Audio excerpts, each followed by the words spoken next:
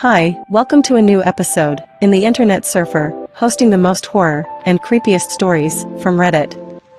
Please don't forget to comment, like, share, and subscribe. Enjoy. People who went missing, what happened? Episode 1. When I was in Boy Scouts, my troop lost me. Twice. In the same night. While I was still in my tent. This is not an exaggeration. The story is thus: we were at Camp Decorah, in Iowa. We had the idea of going and performing a raid on the counselors' tents/cabins. I, however, was feeling ill, so I specifically said, "I'm not feeling well, I'm going to sleep." They acknowledged this, expressed regret that I was not coming along, and went to have fun. They have fun. They retreat into the woodline. Then they take a head count. I am not in the head count. They expect me to be in the head count because they forgot. So, now, there is a missing camper. The entire camp is set to search for me. Sometime during this time, a guy from my troop decides to get this, check the tents. I am in my tent, as I should be. So, he goes to report that I am found. I go to the bathroom during this time. Someone comes back to the camp and checks my tent. I am in the bathroom, so I am not in my tent. I am now missing again.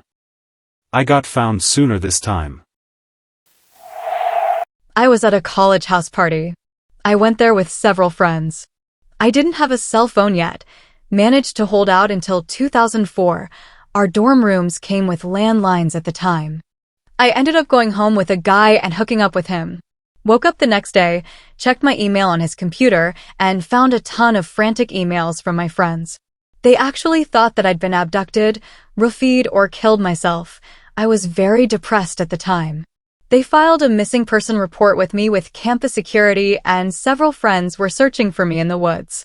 My friends thought it was more likely that I'd gotten kidnapped. I didn't expect this to blow up like this. Almost considered using a throwaway. To clarify, yes, I'm a woman. And I'm pleasantly surprised that there were so few PMs and comments. When I was 4, I got lost in a city and was rescued by what my dad thought was a gang. We had dinner in Chinatown with another family. 5 kids in all. Crossing the street after dinner, we were holding hands in a big chain. My older sibling lets go.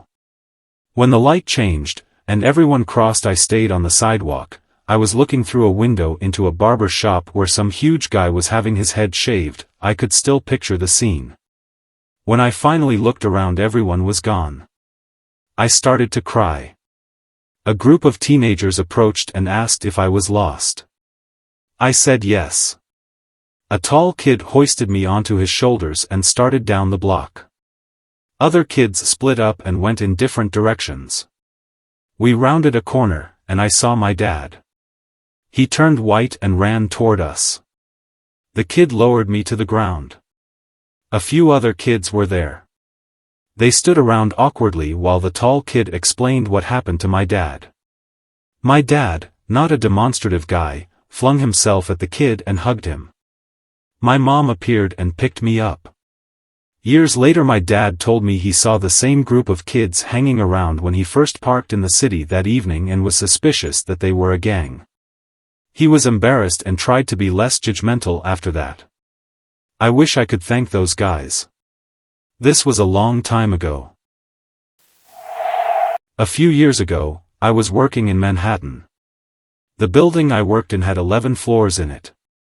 One day after going out for a smoker, I went inside and pushed the button for the elevator.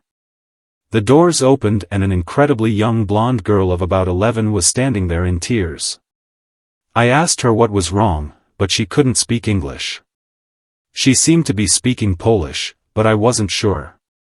She came out of the elevator crying and just looking at me with so much fear in her face. I walked her away from the elevator trying to figure out what was going on. She was wearing high heels and a really short skirt as well as wearing a bunch of makeup. All she kept saying was, "7 and Uncle." I was so confused and had absolutely no idea what to do. I worked on the 7th floor, so I took her up to my office in hopes that someone would know her. They did not. I ended up taking her to every floor in the building asking people if they knew who she was. No one had a clue. I was losing heart and was getting ready to call the police officers. We finally reached the 11th floor, and I learned her uncle had an office there. When she saw him, she ran to him screaming and crying. He looked at me like I was a peon. I quickly explained what had happened. Turns out her aunt had dropped her off at the building, gave her the wrong floor number and then just took off. The unfortunate thing was horrifying. When I was in Hawaii on a family vacation, I was in a burger joint with my family somewhere along Waikiki Beach, and we were seated next to a window. There was no glass, an opening, along the side street.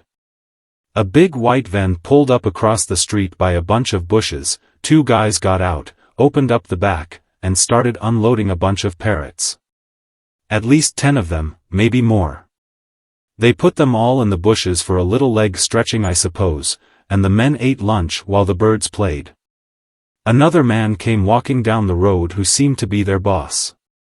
He gave them some instructions, then continued down the street to the beach. The van guys finished lunch, loaded up the birds, and drove off. About 10 minutes later we noticed a movement. One bird, the exact same lime green as the bushes, had been left behind. We noted this to our waiter, who said, "Gee, I hope it's there when I get off in a couple hours. Those things are thousands of dollars." I don't know how true this is, but a pretty penny anyhow. So, we finished eating and went over to see the bird. It was incredibly happy to see us and it came right up to us to be picked up, so we decided to see if we couldn't find the boss guy down at the beach. My sister picked up a stick and held it out. Mr. Green Birdie hopped right on and continued right on up her arm to her shoulder where he was quite content. My sister was not so much. Not even a block down the beach did the boss man come running up. He was Filipino, shrieking, "My bird! My bird," as if accusing us, so we were like, "Hell yes, it's your bird, man, your guys left it over there." There was a slight language barrier, but once he understood that we were bringing it to him, he was super thankful and paid for our hotel, so apparently he was loaded. I had a 12-day period of dissociative amnesia while I was in the USAF. I was doing laundry one Sunday night while waiting to start extra cleaning duty. I woke up 12 days later to my supervisor shake me awake in my dorm room. No one saw me for those 12 days, no one heard from me. I was not a recluse, I was extremely outgoing and easily noticed. How I vanished for 12 days is amazing. I was considered AWOL, got an Article 15 out of it. I was medically separated with a $25,000 severance and told by the USAF psychiatrist that I was useless to the USAF. I couldn't explain it, and through every pill I was prescribed and some therapy, they couldn't unlock my brain. It said that it does not happen to people who are in their older 20s, but it did. It happened once. My brain scan showed that the whole everyone has larger in yours kind of thing. I never looked into it, as I really don't want to know if I went to France and killed people as a transvestite, or just went away for 2 weeks. I had no reason to desert. I was in for over 6 years at that point. I'd been to PSAB, Saudi, South Korea, France, Spain, and was in Germany at the time. I loved my time enlisted and would do it again. Please read the comments to see that I was a good Army man and would not have deserted. My high school, American, football team had an away game in a somewhat unsure city. Bus took the team back to high school afterwards. I was too young to drive, and I was grounded and had my phone taken away. I waited at the school for an hour and a half, but my parents never came to pick me up. So, I started the 4-mile walk back to my house carrying all my pads and schoolbooks. While I was walking back, my mom showed up and I wasn't there. She panicked and found the coach and told him. My coach sent a group text to the entire team asking if anyone knew where I was. Came to school the next day and everyone thought I had missed the bus and got lost. It ended up being a team joke for the rest of the year. Bonus, my parents never took my phone away again. My mom was visiting my dad in the hospital. However, she neglected to tell me that she was going to visit him or might be late picking me up. Yes, I could have probably asked my coach to call her, but somewhere in my conniving teenage mind I must have wanted to punish my mom for taking my phone away. I was hiking to see the volcanic eruption back in 2010, the one before all the grounded flights. On the way back I got separated from my group. We were about 8 to 10, one of which was a particularly good friend of mine. Anyway, I tend to walk pretty fast, especially on my way down from a mountain. This was in March in Iceland, so it gets dark pretty soon and fast. Unfortunately for me I didn't have a torch on me and in maybe half an hour everything went pitch black. I had chosen to walk the same path as the one I went up. This was extremely stupid of me as that path was about 5 meters away from a 15-meter drop into a canyon. Not only that, but the path was beside a waterfall. Waterfalls tend to have a lot of mist coming from them. Said mist goes onto the path, and because this is March in Iceland, and on a mountain it's about -5 degrees Celsius without wind chill. That mist turns to basically an ice skating rink on a 45 degrees angle. That was an experience. I had been lost for about 5 hours. I didn't turn up until I got down from the mountain. But I was one of 20 that got lost that Saturday. 2 of whom died. Icelandic SAR groups were quite busy that time. I work as a seasonal backcountry ranger here in the US. If there is one takeaway that I hope people gain from your post, it is that you should always carry a source of light with you whenever you go for a hike. Never assume that you will make it back to civilization before dark, and never plan to rely on another person's flashlight, this also mildly to severely obnoxious to that other person. Those cell phone, flashlight, apps don't count. You want a decent flashlight that is going to provide you with enough light to see well, but also communicate your position to rescuers. Headlamps are even better, as they are much less cumbersome to use and carry. I encourage anyone who goes hiking to read up on the 10 essentials, as it is an effective way of ensuring that you are properly prepared. In Germany at the time, a friend and I had gone to the Love Parade in Berlin. Was a crazy weekend. We were both 20 and had no plans other than just getting to Berlin. We partied the entire long weekend. One night we slept in an alleyway, one night we slept in the park, and the last night we met a cool guy at a party to let us crash at his hotel. So, finally getting to the missing part. On Sunday, the train station was insane as like 1 million people were trying to leave the city. Friend and I spoke almost no German. We had already bought our tickets for the return trip and had both used the last of our DM, pre-Euro currency, for breakfast that morning. We ended up getting separated in the train station. I looked at my ticket and was at the right track at the right time. Showed someone that worked there my ticket and pointed at the train. Got a nod as if it were so loud in there. Got on the train. On the train there were like 1.5 trillion people. Every seat filled. People in the aisles, people in the bathroom, people between the trains. A couple of minutes later, the train finally took off. Now, we were going to a school that summer that was about 2 hours south of Berlin. I had fallen asleep on the floor of the train huddled between a bunch of other hung-over ravers. Then I noticed that I had been on the train for almost 4 hours. It was freaking out that I had passed my stop. No. The train was going west, and we weren't even that far away from Cologne. I freak out. Get off at the next stop to try and figure out how to get home. I am sitting at this tiny train station in the middle of nowhere Germany, not speaking almost any German, no money, no contact information for where I was staying, and still hung over from partying all week. I ended up looking at different train schedules on the wall and pretty much guessed which trains would lead me back to my city. The train that I needed wasn't coming for like 5 hours. Because I had no money I couldn't buy another ticket. In the first train I found this empty conference-like room on the train and hid in a dark corner. Got off somewhere when I was getting too nervous about getting caught. I waited for another train for a couple of hours. I hid this train in the bathroom. Knock. The ticket person was knocking. I decided that I would just jump in the deep end and open the door and explain what was going on. As I spoke almost no German, and he spoke almost no English. I ended up not calling the police or even writing me a ticket but made me get out at the next stop. The next stop was some train station that was so small it didn't even have a roof. I ended up sleeping on the grass behind the train station as the train that I needed wasn't coming until 5:30 a.m. In the morning I again pulled the riding without a ticket scam.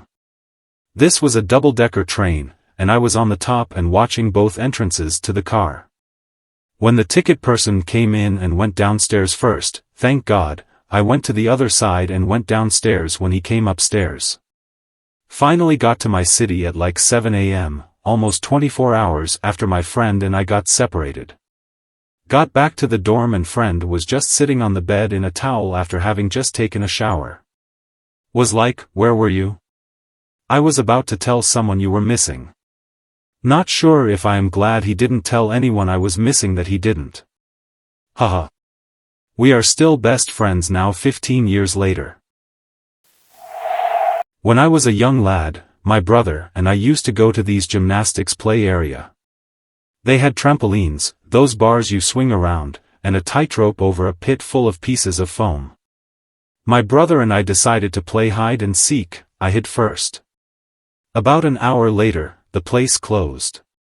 My mum asks my brother where I am, he says we're playing hide and seek, and I've hidden really well. 3 hours later, the staff locked all of the doors and phoned the police. My mum was in a blind panic, my brother had given up on finding me and was bouncing on a trampoline, the staff were frantically tearing the place apart looking for me. My brother got bored of trampoline so decided to play in the foam pit. He jumped in and heard a loud "OUCH." I climbed out of the foam and said, "Did I win?" We never went back to that place. I drank too much. I left my friend's house to get my phone out of his car. Woke up several hours later with about 5 police officers standing on me yelling at me to quit resisting. Turns out I wandered through 2 gates, a front porch and into his neighbor's basement. When the police officers showed up, I was snuggling with his neighbors with 2 Rottweilers on their basement floor, reminds me of Lethal Weapon 3, now. They said I was lucky they didn't eat me. I was also lucky I didn't get shot. This took place in a small town near East St. Louis, pretty rough neighborhood. I was arrested for felony breaking and entering. Luckily, the police officers ended up being cool and understanding. My friend's elderly neighbors were just freaked out by a drunk, naked white guy sleeping with their dogs in their basement. My friends had no idea where I was until the next afternoon when I called him from jail. Luckily, he was a good man and bailed me out. All the charges were dropped. When I walked up to the attorney and judge at court, they all pretty much made fun of me and just asked if I learned my lesson. My friend and I were 15 at the time when we were both drugged and taken various places within the state for 3 days. During this time, we were constantly separated, reunited, drugged, emotionally/physically abused, and honestly feared that we would end up being murdered. For 3 days we were constantly on the move. We never visited any homes. They made us sleep in wooded areas with thin blankets, separated from each other. This was during winter although there was no snow yet. The man, sounds strange calling him a man, that I will be nicer than the other. He seemed to be the follower. He never did anything as cruel as the other did, but to this day I can't stand certain names, accents, clothing, looks in general. When I say he was nicer it's because he was rather gentle instead of forceful. On the 3rd day they took us to a town about 40 miles south of our home in the middle of frankly nowhere. It's a town with 1 gas station and few homes. They left us on the mountainside, told us the common, if you call the police blah blah will kill you, blah blah. We were there for a while before another car came around. Hunting is rather popular around those parts. The guys who found us thought we had been stabbed or shot. Looking back, I was a chaotic mess as they tried to approach us. I became very defensive as my friend was still mostly lethargic and I didn't believe that they were there to help us. Another half hour maybe passed, and the police finally showed up. I hadn't felt so happy to see officers before in my entire life because I had been one of those stupid girls back then. I remember falling and just crying. I remember grabbing my friend and telling her it was going to be okay. About a week later they found the guys. They arrested them, and they went to prison for some time. They both plead guilty for reduced sentences. The drugs they gave us make a lot of the details unsure, so I can't really remember too much. I have scars still, I have trust issues. My friend on the other hand turned to drugs quickly after and we've lost touch with one another. Thank you everyone for such kind words. I'm trying to reply to just about everyone. Also, there are frequent questions that keep coming up, so I'll just add them here too for ease and such. How did they take you? How did it begin? We met them at the local mall. After about an hour or so they offered us dinner from a local truck shop just out of our town. They had cheap food, and pretty dang tasty food at that. After dinner we drove around for a bit believing that they were going to be taking us home as we were pretty close to home. From there the start of the situation began. What drugs did they give you? Over the course of 3 days, we were given different drugs, and I'm not sure about how many my friend was given or what kind, but I know I was given among other things, painkillers, Adderall, ecstasy, Ambien, and a form of a drug. How old were they? One had just turned 18, and the other was 19. What type of abuse happened? I still don't really like to talk about, and I'll just paste what I've already written to someone else. To this day I'm not 100% sure what happened to my friend, but just some of the things that happened to me were being slapped, kicked, hair-grabbed, and some other things. Again, thank you for your support, and your love. It is absolutely amazing, and I appreciate it. We were in Alaska on vacation when I was 10 years old. We were out on a little peninsula fishing. I wandered a little way off collecting seashells. My family all loaded into the truck and drove the 45 minutes back to camp.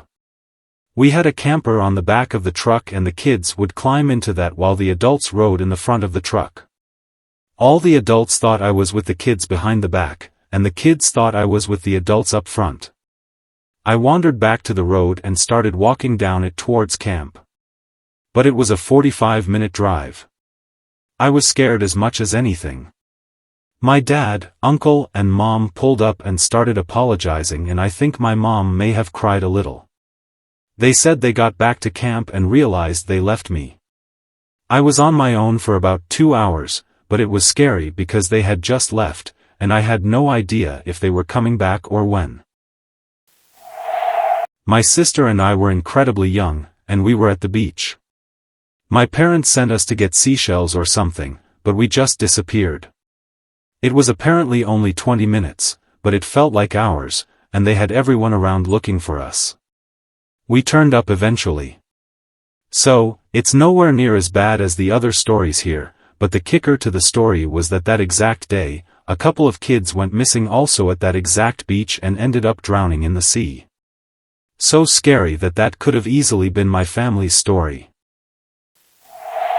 When I was around 3 years old I would sleepwalk out of the house. Once I walked to a neighbor's house and woke up, saw their kid's 3-wheeled ride on a toy thing and stole it. I rode it back home.